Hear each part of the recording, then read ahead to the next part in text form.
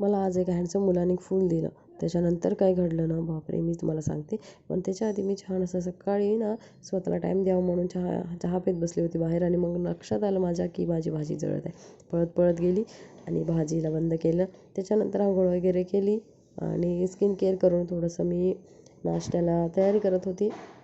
तर मी आज बनवला होता खिचडी, साबुदाणा आणि तेच मी माझ्या मुलाला आणि नवऱ्याला देत होती आणि ते देऊन आली आणि मग मी बनवणार होती मुलाचा टिफिन. जे मी बनवणार होती आज उत्तप्पा.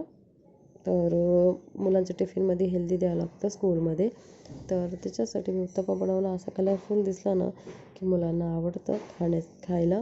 तर फायनली हे बनवून झालं होतं आणि मला थोडं लेट होत होतं स्कूलमध्ये जायला, म्हणून मी त्याला उचलून घेतला आणि पटापटा त्याला नेऊन सोडून आली. पण त्याचं असं होतं की त्याला लागत होती ऊन तोंडाला, तर तो इकडे तिकडे छोटे डोळे करून बघत होता.